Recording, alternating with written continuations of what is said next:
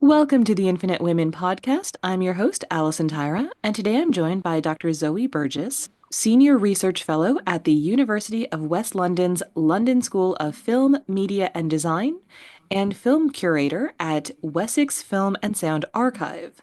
Yeah, so my thesis looked at the collection that I work with. So I work at Wessex Film and Sound Archive, which is a regional archive based in Winchester in Hampshire in the UK. And it has a collection of around 38,000 film and sound items. Of those, there are around 12,000 cine films, so proper kind of analog cine film.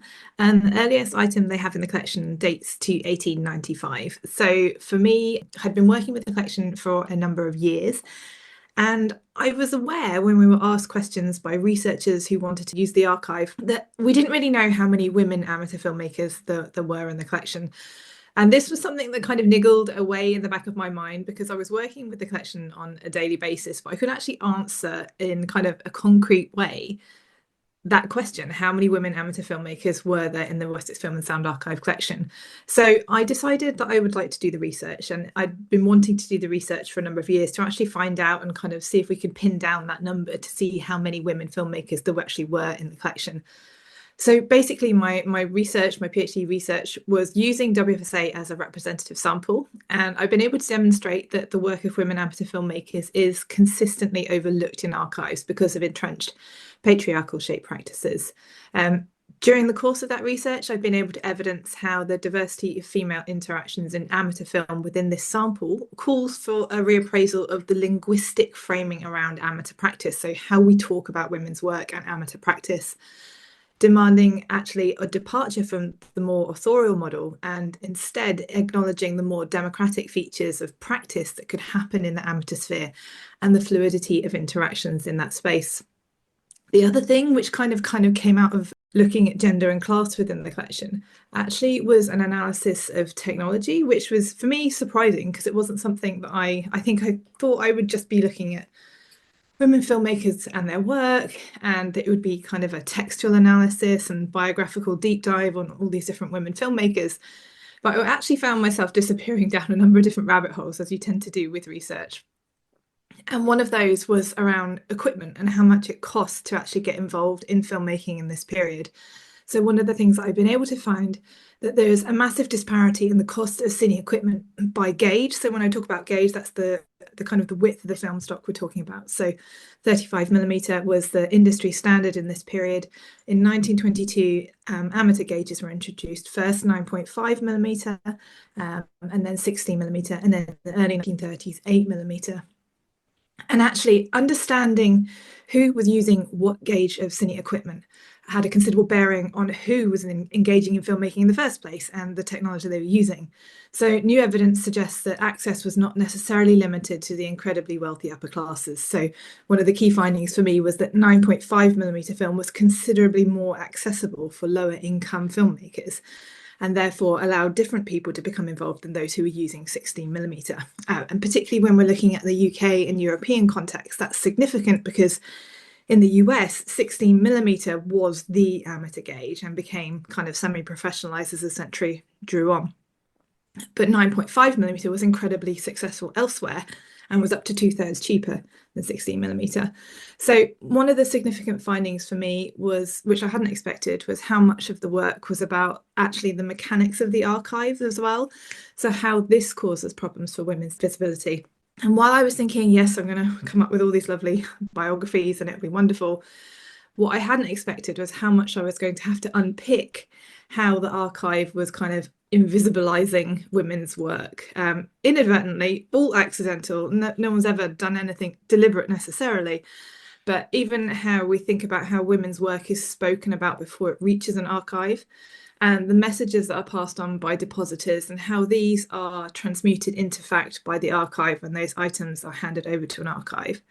So things like how we describe the films, the words that we use to describe it, and the words that we use to describe the filmmakers renders many underrepresented filmmakers almost invisible. So lots and lots of findings, really, and hard to kind of pull together in a nutshell, but lots of things for kind of food for thought, really. Well, when you're talking about language that renders certain filmmakers invisible, something that came up before in a separate conversation about amateur astronomers was that women have often pursued their passions, whether that's arts, sciences, whatever, in situations where the typically male gatekeepers generally weren't willing to pay them to do so. And so you get quote unquote amateurs who may be doing professional level work, but then there's this implication that if you're not paid and therefore professional, then you are lesser than, the quality of your work is lesser than.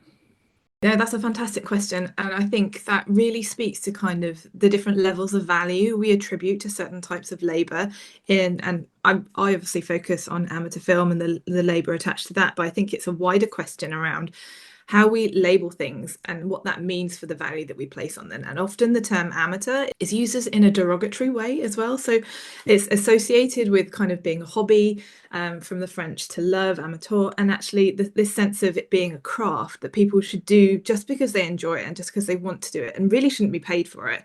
And this is something that amateurs and professional filmmakers kind of grapple with considerably during the first 20, 30 years of the 20th century, actually, this question of what it means to be an amateur and where the overlap is between amateurism and professionalism. So the question of, can you be a professional in another field and be an amateur filmmaker? But if you take your amateur filmmaking to another level, say, are you then also becoming a professional filmmaker too? So, and I think that's a question that I haven't really been able to pin down in terms of amateurs and their work. But I think one of the things that's worth pointing out that within amateurism, there tends to be what I think of as a stratification of amateur practice. So placing value on certain types of work over others. Amateur work, more often aligned with industry production values, is often thought more highly of. So we think of films that we can screen quite easily off the shelf today to modern audiences, I don't know, with a linear structure, maybe narrative cinema, pieces of fiction that have a clear narrative, a beginning, middle, and end, and production values very similar to kind of professional industry works. We tend to think slightly more highly of those work because they align to those industry standards.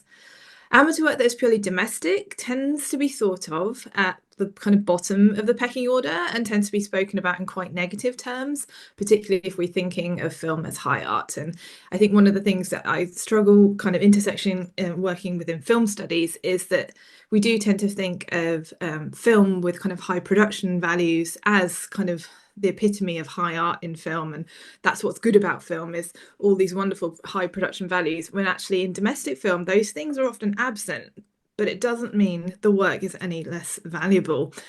One more effective way to assess amateur film, in fact, is through a more sociocultural lens, so one that recognises amateur filmmaking as a form of cultural production. So comparing professional film sometimes with amateur film is not always appropriate. So in some cases, yes, things will compare favorably or unfavorably, what have you. However, we actually just need to think about it as a way of being involved in filmmaking. And actually, by kind of comparing things directly, you're not doing anyone any favors and actually saying, well, this piece of work isn't as good as this piece of work. And when actually it was never meant to be as good as this piece of work. It was an independent and unique item in and of itself. There isn't also often a lot of overlap between amateur and professional film. So in the 1930s, amateurism was spoken about quite a lot as a kind of conduit into professional filmmaking, but it was for an elite few. So Ian Craven kind of talks about this in relation to amateur film, which adapts a Stebbins concept, is the serious amateur, and I kind of put that in inverted commas. The serious amateur is more readily visible because their work is easier to screen off the shelf. So the serious amateur was one who was maybe aspiring to professional level output. The serious amateur would nearly always be editing all of their work. They would pay very close attention to staging and lighting and costume. Every part of the process would be much more involved, very much thought out and planned and organized. So when we're thinking of kind of seriousness, that's one of the qualities that you often find. And as a result of that, you find as an archive, you can go to the work of a serious amateur today, and it's quite easily to use it off the shelf and screen it with modern audiences, and they kind of understand how to interpret it. Whereas maybe the less serious amateur, and it's a phrase I don't really like the serious term, but it's one that does help kind of separate out filmmakers in a way which is easier to talk about them. Those who are less serious, their content isn't always as easy to screen off the shelf. So it's fairly freewheeling. They were kind of point and shoot cinematographers. They would maybe not edit their work. So you would have reels which aren't edited. They're just kind of picked up and put down at the points they wanted to film. And that's where the cuts are in the film. And it maybe doesn't tell a story that makes sense to modern audiences. It might be plucked from all over the place. However, to talk about it in terms of having less value, I think is really, really problematic. So there are others whose work falls outside of kind of these categories, which can be more challenging to use. And I think wealthy and middle and upper class filmmakers are likely to be more visible in the archive, potentially because they kind of edge towards the more serious end of things. Oftentimes, they might have more time to spend on editing, and they have more funds available to kind of produce more film potentially. I think one of the things it's true to say is that many amateurs were utilised by industry. So back really to the kind of essence of your question, is that amateurs were used by industry or by professional organisations for their skills. And in many cases, they were either paid very little or not recognised fully for their work.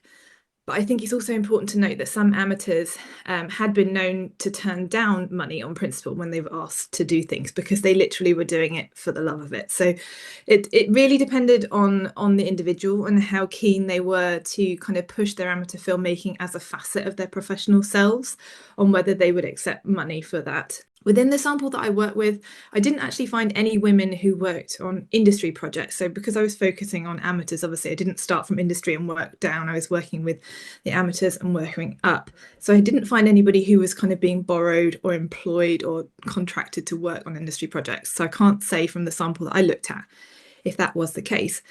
But I did find male filmmakers who were making that leap into the industry, either using their amateur kind of projects as a kind of springboard for that, or actually just being employed by professional organisations to work on projects. And actually, on that, cine clubs, who were collectives of filmmakers working together on projects, cine clubs were often kind of employed or contracted by boroughs and civic organisations to make local films of big events and things. So that's one of those areas where there is this kind of overlap. I think the other thing to say is that women who were involved in this bit, their work is less likely to be fully recognised or credited as a result of their gender. So while I didn't find many women who were making this kind of leap, there are less chances of us being able to identify the work because they are female. Well, and I would imagine there's also the sort of networking old boys club aspect where part of why they may be less likely to be asked is a direct result of their gender. Absolutely, yeah, I think that's the case. I think there's a sense, particularly if we're thinking about cine clubs. Cine clubs first appeared in the late 1920s, and they very much borrowed from the kind of governance structures of existing organisations and associations, which were very patriarchally oriented. They had a very definite structure, and invariably, in I think all but one of the cine clubs that I looked at within my research, they all the kind of roles of kind of power were occupied by male figures. So there was very much a sense that the women, even within cine club settings, and we know that women were very active in these settings, the statistics support that they were up to 30% of the membership, and that is just the people who are recorded. So the chances are it's actually closer to 50-50. We know that the women were there. However, the opportunities weren't always being given to them within those environments. So when it came to kind of working on professional works, you're very, very correct. I think there's that tendency for that it was a cherry picking exercise, I would say as well. The people who were at the top of the organization or making the key decisions who would be accepting those roles. Well, and I want to come back to what you were saying about how the film itself became more affordable and made this more accessible to others, because I do think there's a classism aspect as well, in the sense that we tend to think about people who can afford more expensive hobbies as dilettantes, is the word that keeps popping into my head, right? It's more that you're just a bored, well-off woman who has nothing better to do with her time. And it's sort of that image when the hobby is something that you do have to expend a fair bit of money on. Yeah, and I think that's definitely a fair point to make. I think one of the things I would say is that my research hasn't kind of thrown all of that out of the window. I haven't come to it and been like, no, no, this is completely different to what we think. It's that's not the case at all. I think what I have been able to identify, and it's a phrase that I end up using during the course of the thesis, I talk about the typical woman amateur for this period, and I'm not using that to pigeonhole people. I feel like using these phrases isn't necessarily a way to kind of say that people fitted into a particular box and this is how they worked always and they never changed. Actually, the typical woman amateur for this period was more often than not very wealthy. They had a kind of stable financial background. So, yes, they might have had rather a lot of wealth and lots of leisure time, but there was this sense of stability within their backgrounds that enabled them to make decisions about filmmaking. Because if you were using 16mm, it was very expensive. So, just to give you an example of the cost between 9.5 and 16mm. It cost about, for an average skilled tradesperson in the UK, it would cost about a year's wages to buy a 16mm cine camera when they were first introduced. To buy a 9.5 cine camera, it was about a month's wages. So there's a massive difference between the cost for the two types of equipment. And actually, what my argument is that 9.5 actually was aspirationally affordable for many more people, whereas 16mm was so far out of reach for the majority of the population that the people using 16mm were exactly the people we've just been speaking about, the people with a lot of money, a lot of time, and more often than not, the people who, the other thing is a 16mm cine camera costs the same as a brand new car. So it was about a year's wages for an average skilled tradesperson and a car.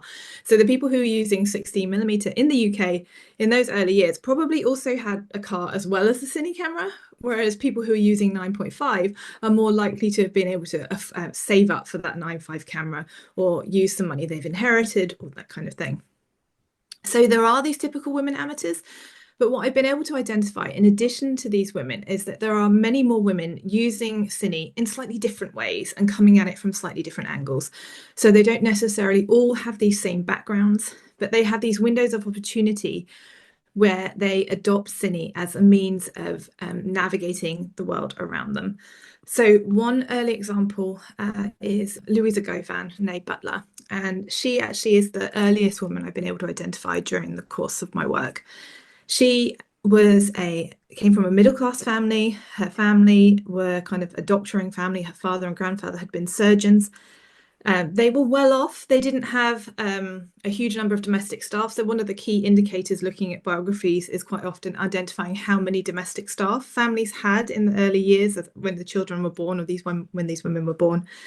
So Louisa's family didn't have a huge amount of wealth that was apparent from census records. So they were comfortable, but they were modestly well off. And she had a family around her who were involved in medicine.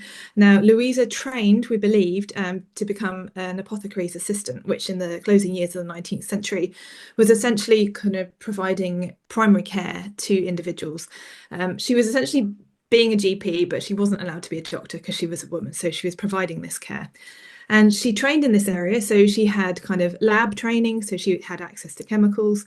And so we're looking at around kind of 1900 when she was undertaking her training. So this is around the time when still photography was becoming more and more available to people. And I think it was around that time that still photography, you didn't necessarily have to develop everything yourself, but she would have been in a position where she would have actually been able to have access to chemicals to do still photography developing herself. So we know she got into still photography first, and then she later met her husband, Henry Govan, and they married in 1913. And we have at Hampshire Record Office, there are a collection of photographs that were taken by Louisa during the course of her husband's work. And the film that's attributed to Louisa dates from 1913. She became involved in filmmaking really through her husband's work.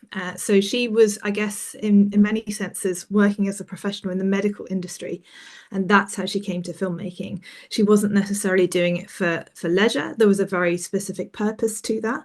However, she wasn't a professional filmmaker. So she's one of these characters who comes to filmmaking for a very different reason from some of the women we've been talking about who may have lots of excess leisure time. She's a really interesting character, and that film is available. It's called Plaster of Paris, and I think the Wellcome collection have it visible online. Another example to think about who here's somebody I've come back to quite often is Audrey Granville-Soames. Um, Audrey, on the surface of it, before I undertook this research, Audrey, I thought was one of these women who had lots and lots of money, had big country houses, and was producing films mainly of the domestic sphere, sometimes of the community. So what you tend to find with the typical woman amateur, there tends to be a domestic focus with the kind of reaching out into community activities and chronicling what's going on in the local area. So before I watched Audrey's films, I think I thought she was that kind of person because I guess looking at the catalogue entry, you tend to make a judgment call, whether you want to or not, about the kind of filmmaker you think that this person is going to be. So actually, what I found with Audrey, that she was very, very different from what I thought she would be. So I found myself kind of like, well, that serves me right for kind of making assumptions based off face value. You shouldn't judge a book by its cover. Audrey actually came from very modest, humble beginnings, really. Her father was a civil servant. They didn't have any domestic servants, and they actually took in lodgers when Audrey was a child. So money was something that had a lot of value. It was a need within their family. Audrey, I think, had two sisters, and she married really well in the early 1920s. So she married into a publishing company. Her first husband was the son of a publisher in the Reading area. And she was married for some time. She was fairly active on a kind of sporting social scene, but she doesn't really appear in any society magazines, which was one of the kind of key indicators of people of particular standing within society, like some of the other filmmakers I've covered. But then she changed her circumstances significantly when I think she divorced from her first husband. I haven't found the divorce records, but we know they separated in the early 1930s. And then through her sister's connection, her sister had married into the Drummond family, which was a royally connected family with big land holdings, very wealthy.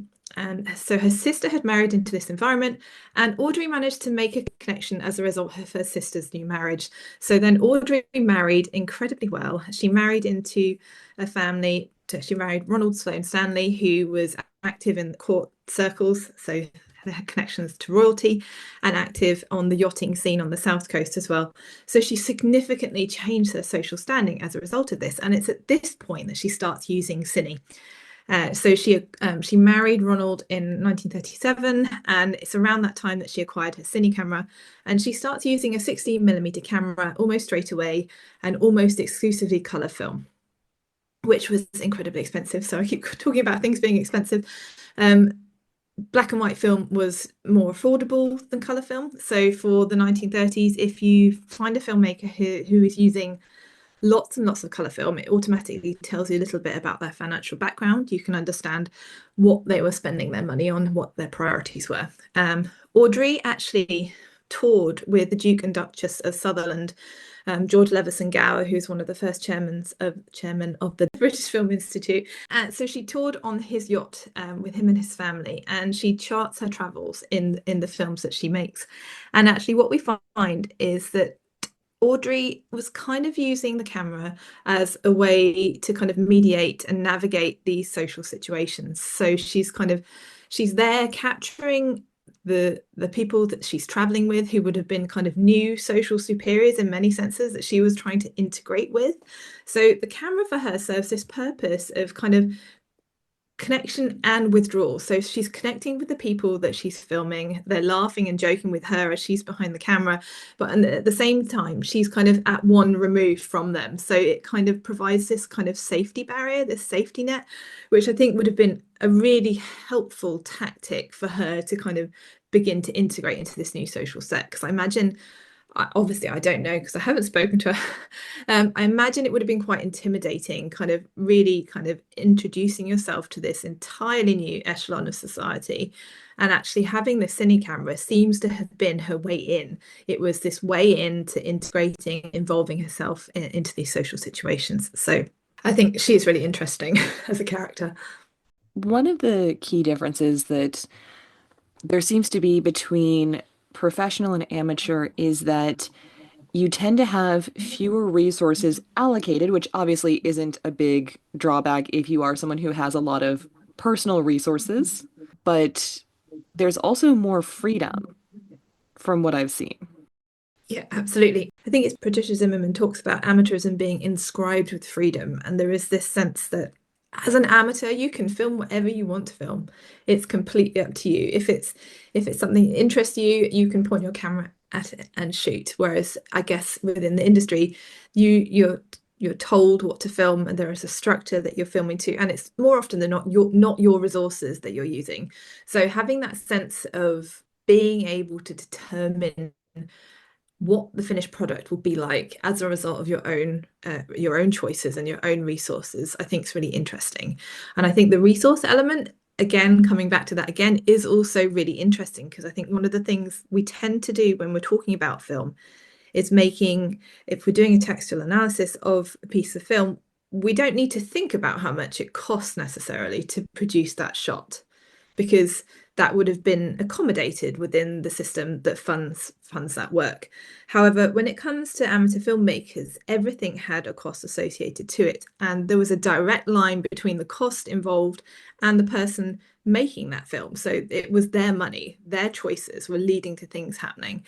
And I think when it comes to use of things like colour film, I think obviously coming up to the 80th anniversary of the end of the Second World War, it's interesting to note many amateur filmmakers where film was scarce in the UK during the war years. Many people, it seems, actually saved colour film for the end of the war, for those celebrations which they hoped would be coming. So, what you find is if you have got footage that has been recorded during the war, it's in black and white. And then we've got examples within the Wessex Film and Sound Archive collection where filmmakers then start using the colour film to mark these VE Day celebrations. So there's a collection of film by the Shepherd family of Poole, which is on the south coast, where they start filming VE Day celebrations using colour film stock. And then the rest of their footage from before that was black and white. So there's a sense of the choices being made that has a direct relationship to the technicalities of the film. And I think interrogating that can be really, really interesting and fruitful in the amateur sphere in a way that you can't necessarily make the same assumptions or come to the same conclusions with professional film. Okay, I know the black and white film was cheaper, and that was probably the main reason, but that does feel like something like a cinematographer slash director would choose to do as like an artistic symbolic choice of like the warriors being grayscale and then bursting into color on VE Day. Like that feels like it would be an aesthetic choice, but I'm assuming it was a practical one. In many cases, it was a kind of a luxury. It was a luxury celebration. It was like, oh, I've got this colour film and I've been saving it. And because it was, even after the war, it was very difficult until 1948-ish to actually get hold of any film stock. So the people who were making films in the UK in this period had been working with a stock of film stock that they'd kind of retained during the war years. And particularly when it comes to colour, they're getting that stock from somewhere outside of the UK.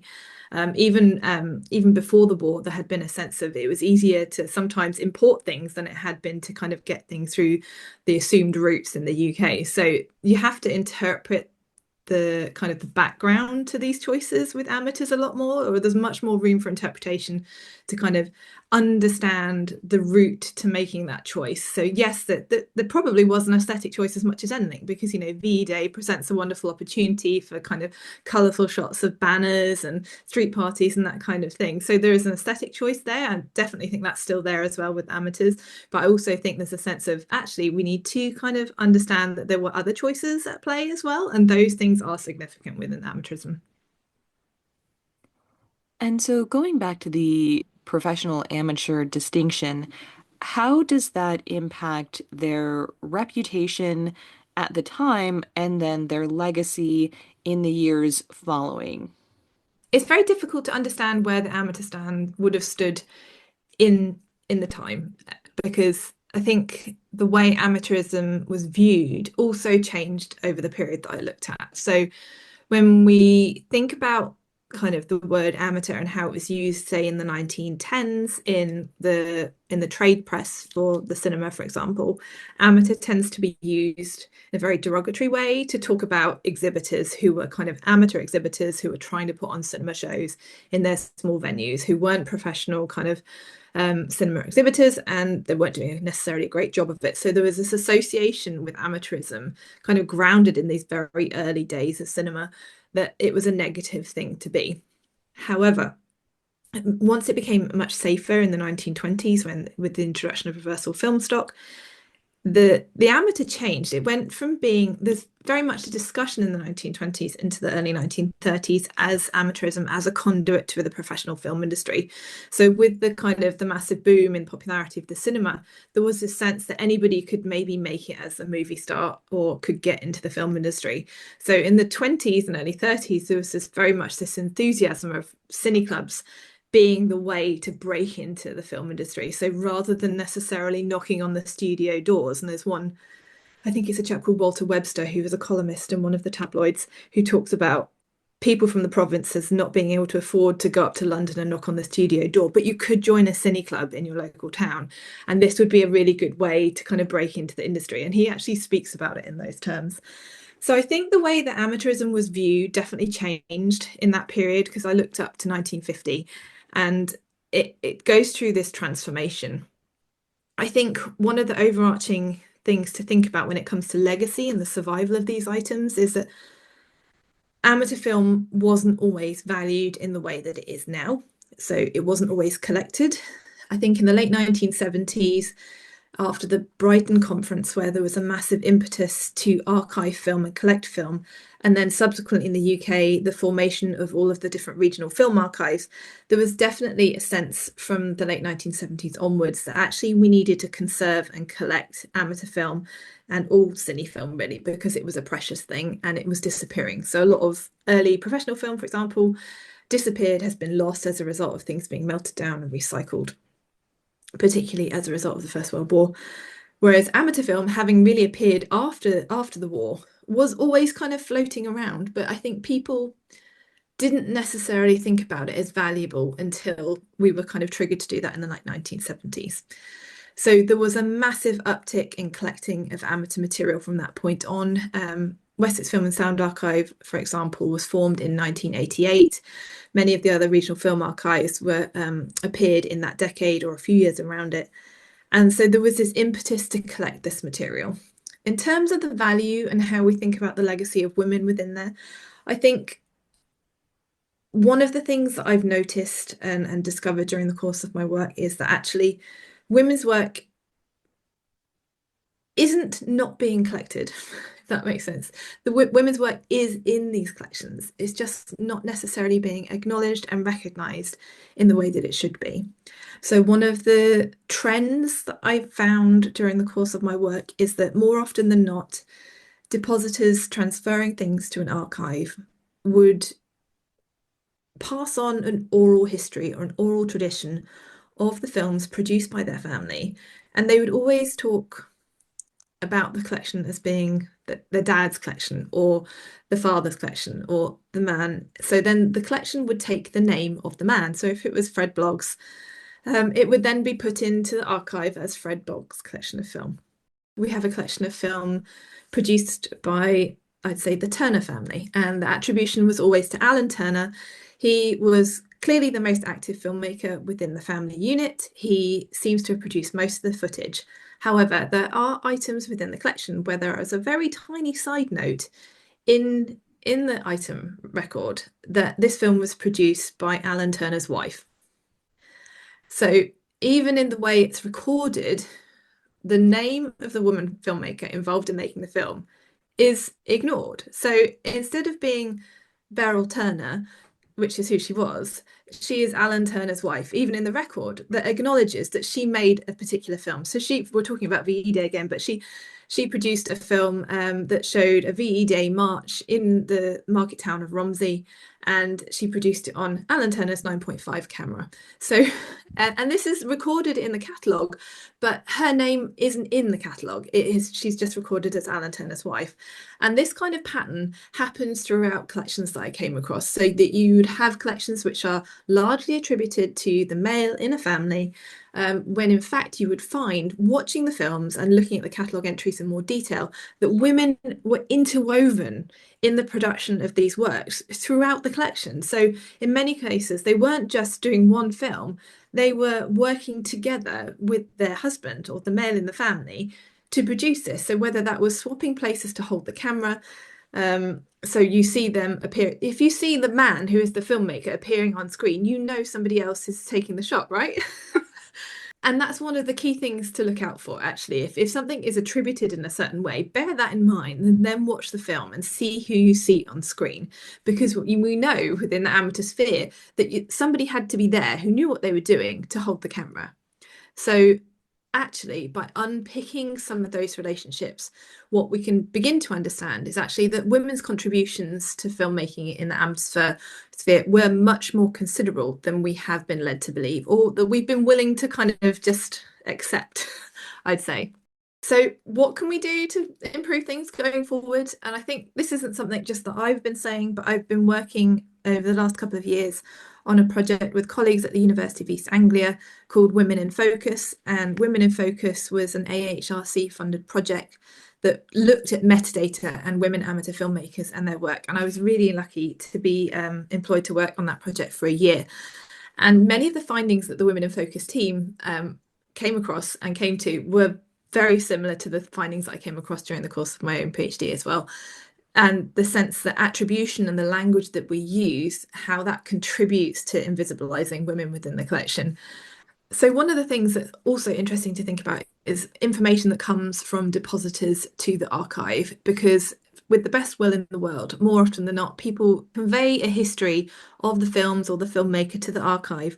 And more often than not, they will only recognize a single filmmaker, because there's a sense that you need to attribute these films to someone. So what do you say? You give the name, they give the person who you perceived as being the most involved. So in many cases, yes, that is absolutely the case, that maybe the husband was the lead filmmaker. But however, that kind of model definitely downplays the involvement of anybody else within the filmmaking process. So even if it was a husband and wife team, you find those kind of oral histories tend to kind of erode at the input that women had into that work. So one of the things that I found during the course of my work is that I needed to make sure I looked beyond that information to figure out, actually, is that 100% correct and accurate? And even when I was able to interview depositors and ask very directly, but so and so made this, and your mother may have made it. Well, I don't really remember her doing that. But then there's clear kind of textual evidence in the films themselves that there was this involvement. So I think it's around just questioning sources and kind of understanding that it may not always be exactly as is handed down by the families. When we're talking about the physical films, my understanding is that the older a film is, the less likely we are to have it intact on the studio side, because a lot of early studios, they weren't really thinking in terms of preservation and legacy. Also, film can be difficult to store in a way that it's not going to deteriorate over time. And so there's a combination of a couple different factors that meant a lot of these studios just weren't really prioritizing that sort of legacy focus. They were just focused on getting it done in the moment. And so I'm curious, because these are sort of held in families, does that change the likelihood that these will have been preserved? I think probably in the first instance, yes, but I think there's a couple of things at play in this scenario. There is a sense of some people will have a strong oral tradition associated with a relative's filmmaking. So if they were an amateur filmmaker, and there are a couple of examples within their work that I look at, for example, Emma Fritchley, who was a filmmaker who was very vocal within the family sphere about her filmmaking. She went out into the community and filmed lots of local goings on, kind of chronicled the local area, also filmed domestic material as well. But she was the kind of person who would also get the family involved in editing. So she would have her grandchildren there and they would be helping cut and splice film. She was kind of really, really involved, and filmmaking was a big part of her personality and something that she was known to do. So when it came to archiving her collection, there was a strong authorial connection with her as an individual, and the people that handed the items to the collection were quite keen to do that. It was something that they were always going to do because of the way the films had been spoken about within the family. There was a lot of care surrounding this kind of body of work that Emma Fritchley had created. So there are those kind of collections which were always destined for an archive because of the way they were spoken about and because of the place that filmmaking had within the lives of that individual filmmaker and the family within which they sit. So there are those kind of collections which are safe in many respects because you know they're being safeguarded from the outset because people know what they are. They've been spoken about all of the time in the time that children were growing up. They know what they are. They know they're these collection of films. Then there are collections that are found, kind of discovered collections, which have been found in a loft or an attic or a basement and have been sat kind of untouched for years and years and years, decades. Individuals will come to the archive and they don't necessarily know what they've got. So there comes a point where people find cine film, they find it and they recognize that it's something old, but they don't really know what to do with it. So often it happens when it comes to kind of house clearances, those kind of things. People have to make a fairly quick decision around, right, well, I don't know what this is. I can invest some time and energy, which maybe I don't have at this point in time because things are quite urgent in terms of having to clear things out. I can take them back to my house, look into it, and then contact somebody who I need to, like an archive, or do some Googling and figure out what I need to do. Or I can just ditch them. And quite often you find in that kind of environment, things do just get ditched. So there is a massive risk element there because people don't have the equipment to be able to view the films. They do just ditch them. And my predecessor, David Lee, who was the film archive manager at Wessex, he formed the collection at Wessex through a process of advertising on local TV, in newspapers, on the radio, but he would also go to the local tip, the local dump. He would rummage through skips. And because of the fact that people would just ditch this material because they didn't know what it was and they didn't have the means to view it. I think one of the things that we've started noticing more recently is the sense that people have more of a sense that it's something that needs to be saved because it is clearly very old. So if you find cine film nowadays, people tend to recognize that it's something that they should probably hang on to and look into in more detail and prioritize that as something to look into. I'd say that people have a slightly different view when it comes to tapes. So, tape formats from the 1970s onwards are more likely now to maybe get ditched than they are to get hung on to as a result of it not quite feeling like history or not quite old enough to keep because I grew up on VHS and feeding the machine with VHS and watching things and recording things off the TV and that kind of stuff. So for me, there were always lots of tapes around. They don't have a lot of value to me. So for me, it's the kind of, right, well, they're not really history. Whereas I think cinefilm has undergone this process as time's gone on as being recognised as something that's actually up to 100 years old, might have something of historic value on it, should probably do something with it. So I think there's this definite risk around the kind of way things find their way into an archive. I think what I would always say to people if they find something that it seems like it's an audiovisual format, before ditching it, always contact an archive because they will at least be able to answer a few questions about it and help you identify what it is that you've got. And I think that's one of the biggest risks, not knowing what you have and understanding what you have in front of you or being able to view it is one of the biggest challenges and one of those kind of forks in the road where people have to make a decision about whether I ditch it or keep hold of it. And I would say always ask an archive because the archive may not want it, that's fine, but they might be able to signpost you and help you find out more information about that thing. So yeah, there's a massive risk there about things being lost. And I often think about actually writing like a biography of a collection of cine film from the viewpoint, like an object biography from the viewpoint of a cine film, from the point where the film is purchased, exposed in a camera, projected, developed, edited, projected, and then kind of the life it undertakes as a result of being kind of exposed, and where does it end up? Does it end up in the skip landfill, or is it in an archive? And I think the journey for amateur film is possibly slightly more complicated as a result of the fact that it falls outside of that professional industry. The BFI recognised in the last 5 years that tape formats produced from the 1970s onwards have got between 5 and 10 usable years left in them. So at that point, they will basically just disintegrate to dust. And so there's no hope of being able to play them. Whereas with cine film, although it's so much older in many cases, we do have to think about it's not as urgent in terms of preservation issues. So cine film, provided it is in a nice, cool, moderately dry, not middle RH levels, about 48 something degrees, RH levels, as long as it's in a stable environment, it will be okay probably for another 500 years. It's probably not going to change very much, whereas the tape formats, we are looking at between 5 and 10 years before those things are gone. So anything, whether it's audio tape or audio visual, it needs to be digitized. So if you've got any more, you just get them digitized. Also, if you're going to put them on a thumb drive, make a couple of copies of the thumb drive or different types of thumb drive as well, so that you've got something to go back to. Knowing that the records of my childhood are going to disintegrate into dust, that makes me feel very old. Yeah, no, I'm the same. In fact, my wedding, I think, was on a tape, like mini DV, I think, and I had it digitized not so long ago because I was like, oh my God, that's not even that old, but it is at risk of just disintegrating. How long until DVDs bite the dust?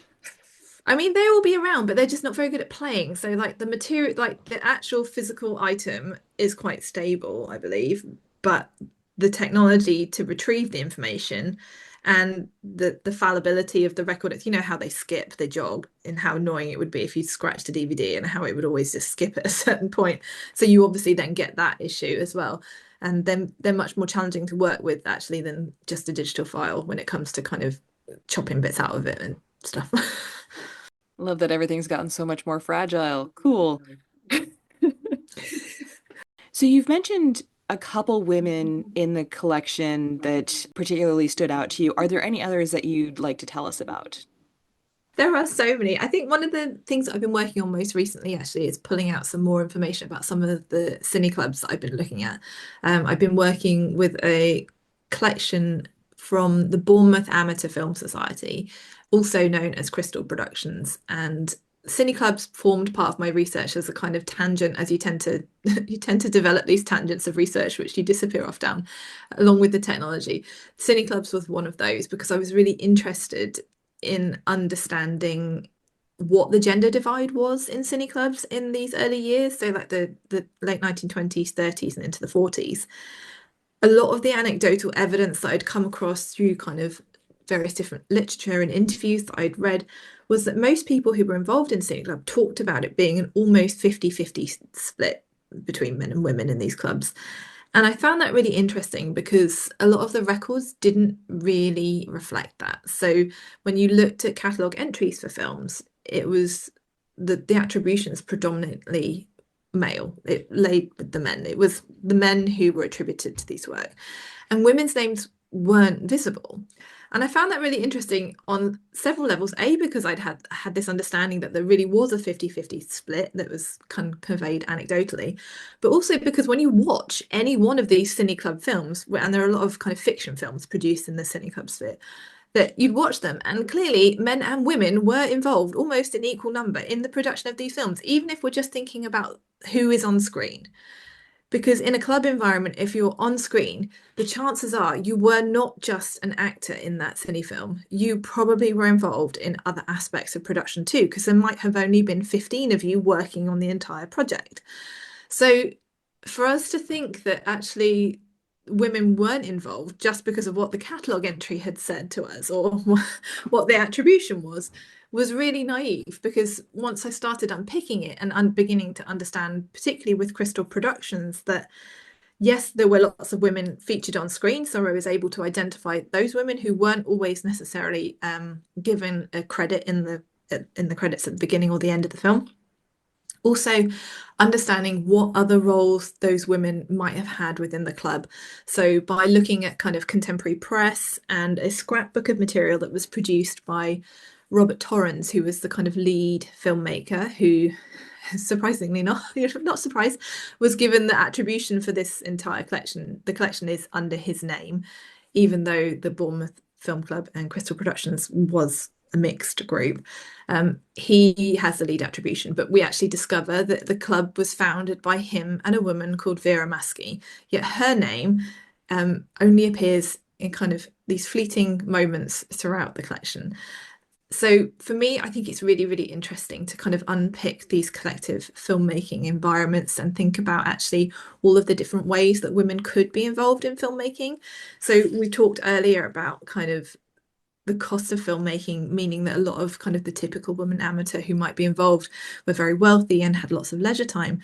The cine clubs are kind of the opposite end of this experience because it was available to so many more people. Cine clubs often operated on the basis of a subscription membership fee.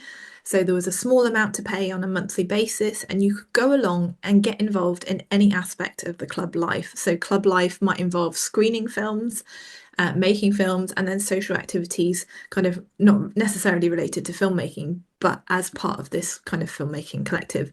So there were 100 different aspects of club life that you could be involved in, yet women's roles in that tended to be ignored or downplayed as a result of the fact that they weren't necessarily the kind of, I don't know, the high status role. So, like the director of a film. There are other filmmakers who are involved within the club environment who are actually doing the camera work, who are involved in the writing and the scenario, and kind of real, kind of really gritty, involved parts of the process, whose names just aren't visible at collection level for those items. So, for me, I think it's really, really interesting that these spaces existed and that women and lower income filmmakers actually were able to access them for very little financial outlay and were able to get involved in filmmaking. So a very different experience to kind of Audrey Granville-Soames, who I mentioned, who was using 16mm color, to those working in cine clubs who might only occasionally hold a camera or might only occasionally get involved in editing. But the point is they were involved, and actually it's about recognizing those different levels of involvement. Another example, who I would think of as a serious amateur. So I use the term serious, and that's from Ian Craven and Stebbins, who talks about levels of seriousness in amateurism. Ida Moore was active from the late 1940s and into the 50s and 60s. So she was kind of on the outside of the period that I was looking at for my thesis, but I very much wanted to include her because the level of work that she produced is significant within the collection that we hold. She lived in the Salisbury area, and she was very much more inclined to kind of what we would think of as high production values. So she edited nearly all of her works.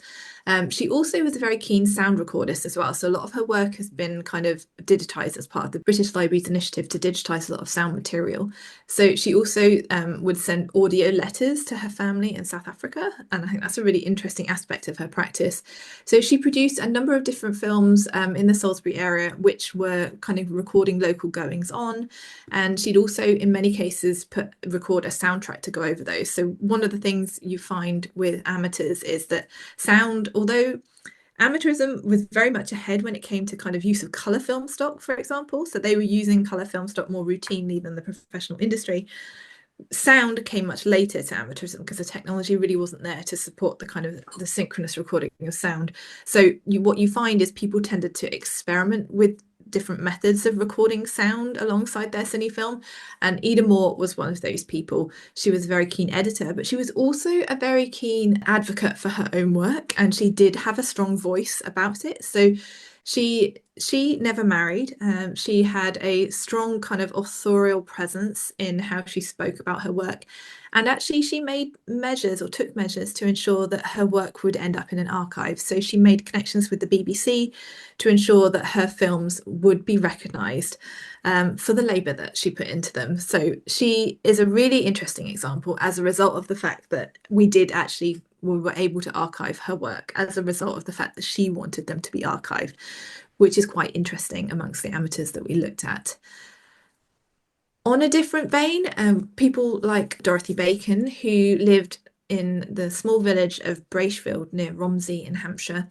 And she a different character again because she, like Ida Moore, was single throughout her life. She never married, so the attribution to her work is quite firm. So her name has always been attached to her work, and this is that you may notice there's a slight pattern here that if you are widowed or single at the time of death, you're more likely to have your films firmly attached to you than if you were married. The chances are, if you're married, that there's a your husband may be attributed your films. So there is a statistic within my work that actually backs that up, and it is actually the fact that if you're widowed or single at the time of death, you're more likely to have a firm attribution to films. Dorothy Bacon was single at the time of death, and her works are firmly linked to her. She was active in the 1930s and 1940s and into the 50s, actually. She and her father actually put on screenings in the local area at the local village hall for children, local children, and she was very active in the Women's Institute as well. So her filmmaking kind of intersects with her role within the Women's Institute. She was quite a strong leading figure in the area. So I think she was a secretary for the local Women's Institute, and she also served during the Second World War in the ATS, and she took her camera away with her on some of her travels. So some of her films record this as well. So she is really interesting as a character, and I think one of the things that always lends me back to with Ida Moore and Dorothy Bacon is the fact that they do have this firm attribution to them. Their names are very firmly tied to their work, and there has never been any confusion about who produced these films.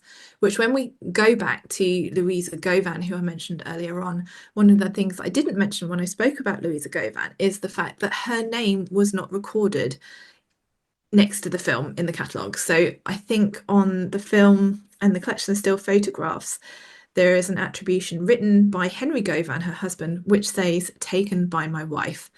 But until I did the research, we didn't actually know who Henry Govan's wife was and what her name was. We now know she is Louisa Govan.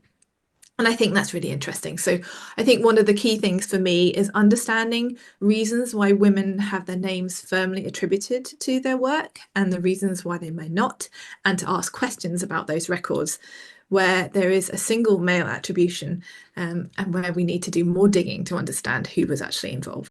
So obviously, this was a significant undertaking, to understate it. What was it about amateur film and this time period in particular? Why did you want to study this topic specifically? I think I was so intrigued when the archive was asked a question of how many women filmmakers are there in the collection. I just didn't know.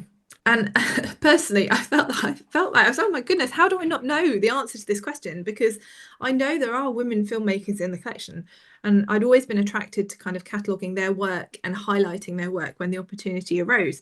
But I just didn't know how many there were. And that kind of really, it really rankled me. It really bothered me that I just didn't know how many women filmmakers there were, because it felt like a very basic statistical understanding of who the women were would be the least that we could do as an archive.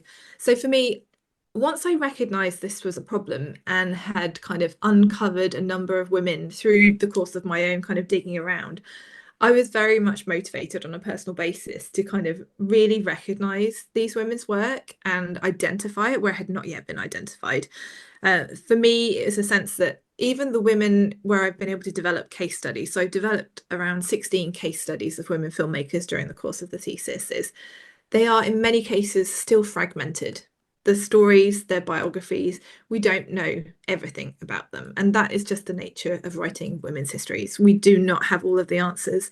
They do not leave the same paper trail as you might find with a man. They're not as evident in records, that tracing their histories are so much more complicated. And for me, it was this challenge of what I don't mind telling a fragmented history, because I'd rather tell the fragmented history than not tell the history at all. Even if I don't have all of the answers and I can't write a definitive history of each individual woman, at least we can raise the question and make their name visible in connection with their films and say, we think this is how their life played out, and we think this is why they were involved. And these are the reasons why we think that. This is the evidence we have for that. And I think in many cases, it's about inviting further investigation. So we don't have all of the, I still don't, I'm not saying the 16 women I've developed case studies for are the only women within the collection by a long stretch, because I haven't analysed all of the other collections which have no names attached to them, which have got a male attribution. I haven't looked at every single filmmaker within the entire collection.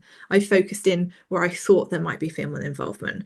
And for me, that just demonstrates that the chances of us unearthing women's work amongst any collection of amateur film are incredibly high, and it's definitely worthwhile doing. So for me, it's definitely about kind of unearthing those histories and kind of making them visible and creating access opportunities to them as well. So I think one of the great things about having undertaken this research is that through that and my role at the archive, I've been able to signpost to the archive collections which might be worth digitising because of the presence of women filmmakers. And that means we signpost them to be digitised, and then they become more accessible, subject to permissions, of course, which is the usual challenge. But I figured the challenge was time and funding. oh, and that time and funding, and I think then having the permissions with amateur material, very similarly to, I guess, professional material, is there may be a complex kind of copyright background that's quite difficult to unpick. In many cases, the risk is much lower, I guess, with amateur material because there is no kind of corporation going to kind of pursue for a lawsuit or anything. However, there's an ethics of care around the use of amateur material and ensuring that we use it in a way which is kind of ethical and responsible. A lot of it does just come down to priorities, and hopefully archival priorities are shifting to include women. Yay!